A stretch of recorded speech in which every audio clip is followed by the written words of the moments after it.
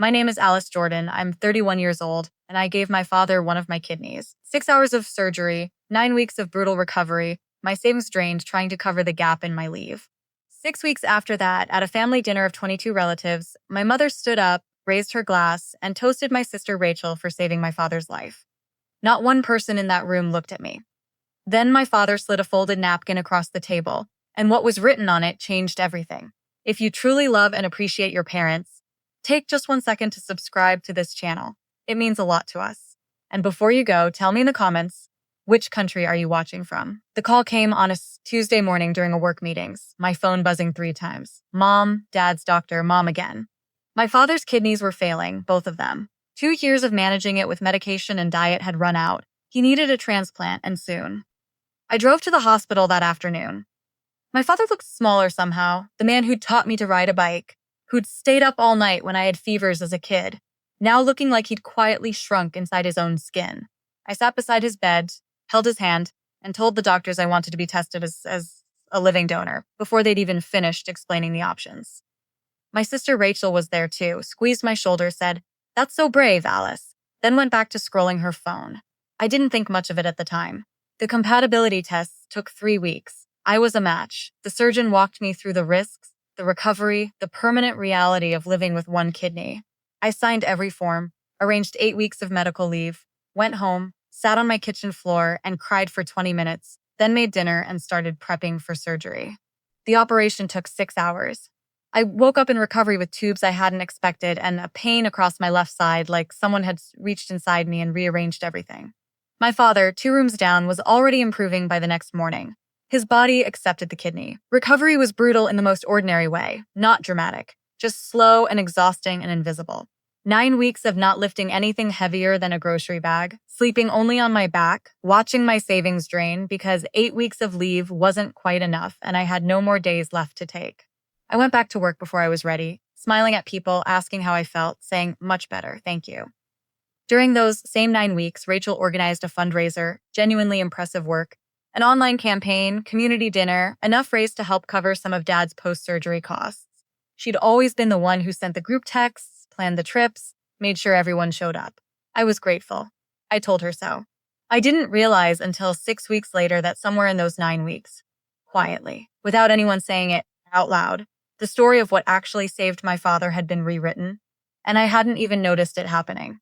And I found out exactly how, in front of 22 people. The dinner was at my parents' house on a Saturday in late October. My mother had cooked for 2 days straight, the kind of meal she only makes for birthdays. 22 relatives filled the dining room and spilled into the living room. I arrived a little late, my left side still aching in the cold, apparently a permanent souvenir according to my doctor. I found a seat between 2 cousins I hadn't seen in over a year. My father sat at the head of the table, looking healthier than he had in years, color back in his face, laughing at something my uncle said. Seeing him like that made every hard week worth it, genuinely, without an ounce of bitterness. Then my mother stood and tapped her glass. The room went quiet the respectful way it does when a mother is about to speak. She looked beautiful that night, dressed up, smiling the kind of smile that comes from real relief, finally releasing its grip. I smiled back at her from across the table. She raised her glass and said, "I want to make a toast to your sister Rachel, who organized the fundraiser and saved your father's life." 22 glasses clinked. I sat completely still. Not one person looked at me. Rachel laughed and waved off the praise while clearly glowing under it. People leaned over to hug her. Someone said they were so proud of her. My mother was crying happy tears. My father was nodding slowly at Rachel from the head of the table. I looked down at my plate. I had given that man the kidney currently filtering his blood. I had been cut open on an operating table. I had spent 9 weeks quietly rebuilding myself while my savings disappeared. And in that room, in front of my entire family, I was invisible. I stood up without planning to. My chair scraped back before I even knew what I was going to say, if anything. But my father moved first. His hand came across the corner of the table and wrapped around my wrist, not stopping me, holding me. His eyes were wet, his expression something I'd never seen on him before, somewhere between guilt and love and a grief that had nothing to do with illness. He reached into his shirt pocket and slid a folded napkin across the table toward me. I picked it up and unfolded it slowly. His handwriting, shaky but careful, read that the hospital had reported my kidney functioning at 94%, the strongest result his doctor had seen, in 11 years of transplant surgery. That I hadn't just saved his life, I'd given him a better one. That he was sorry he'd let tonight happen the way it did. That I deserved the toast. That I deserved every glass in that room. The table had gone quiet again. My mother had seen this napkin, her hand pressed over her mouth. I folded it back up, put it in my pocket, looked at my father for a long moment, then sat back down and finished my dinner. Rachel never said a word. Conversation slowly picked back up around the table, but something had shifted.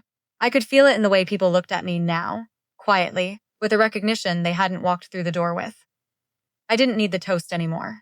I had the napkin, and somehow that was enough. Not because the hurt disappeared, but because my father had truly seen me, and in the end, he was the only one who ever really needed to.